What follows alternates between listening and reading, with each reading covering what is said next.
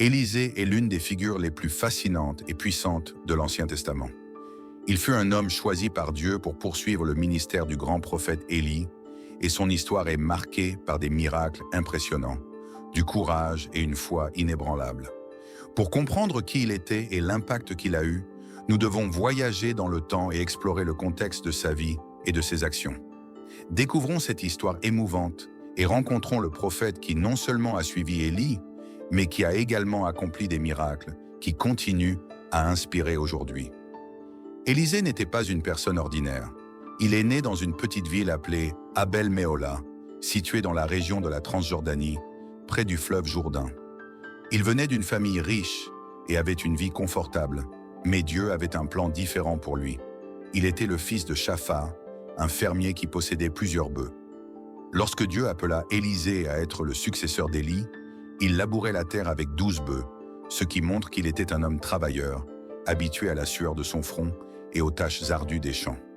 L'histoire de l'appel d'Élisée commence de manière simple, mais avec un grand impact. Élie, déjà un homme âgé et fatigué, reçut l'ordre de Dieu d'oindre Élisée comme son successeur. Dans un moment d'obéissance pure et de foi, Élie jeta son manteau sur Élisée, ce qui symbolisait l'appel de Dieu pour qu'il suive comme prophète.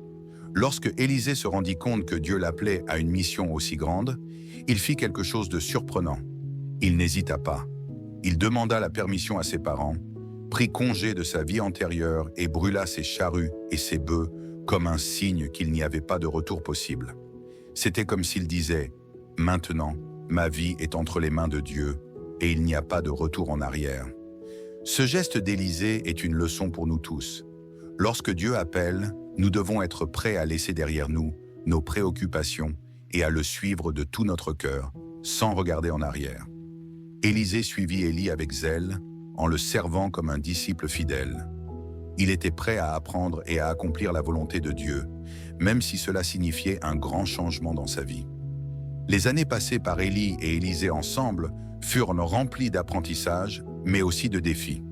Élie était un homme de grande foi, connu pour son courage à confronter les rois d'Israël et à lutter contre l'idolâtrie qui dévastait le peuple.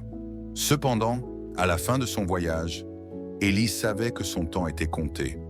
Dieu avait décidé de le prendre au ciel d'une manière extraordinaire, sans qu'il ne connaisse la mort.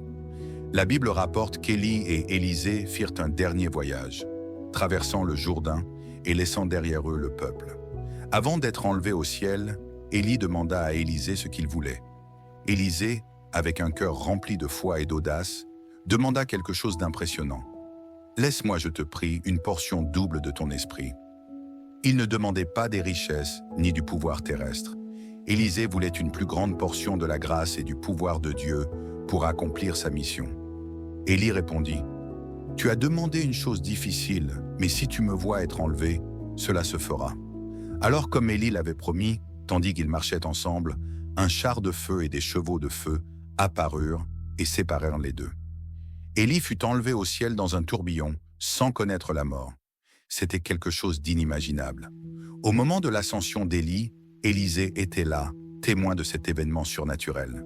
Il prit alors le manteau d'Élie, qui était tombé du ciel, et l'utilisa comme symbole de sa nouvelle mission. Avec le manteau d'Élie, Élisée était désormais investi du pouvoir de Dieu et prêt à accomplir sa mission. Le premier grand miracle qu'Élisée accomplit fut lorsqu'il retourna au fleuve Jourdain. Il était avec les disciples d'Élie et voulait savoir si le pouvoir de Dieu était vraiment sur lui.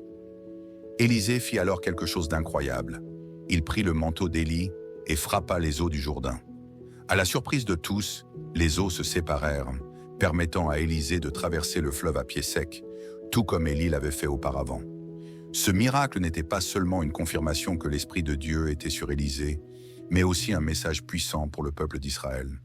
L'œuvre de Dieu n'avait pas pris fin avec Élie. Maintenant, Élisée serait le porte-parole de Dieu pour son peuple. Mais Élisée ne s'est pas arrêté là.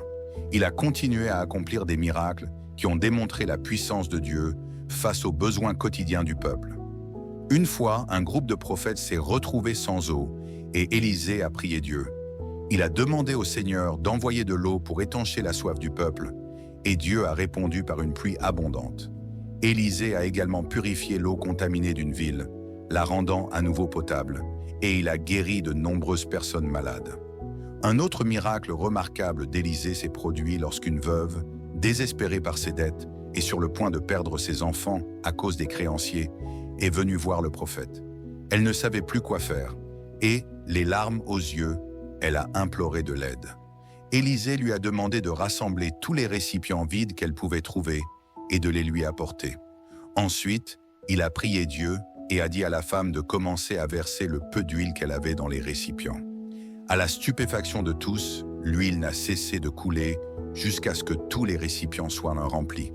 Ce miracle n'a pas seulement sauvé la vie des enfants de la veuve, mais il a aussi été une démonstration éclatante du pouvoir de Dieu à pourvoir aux besoins.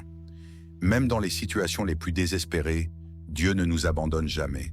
Il est fidèle et trouve toujours un moyen de subvenir à nos besoins lorsque nous avons confiance en sa providence.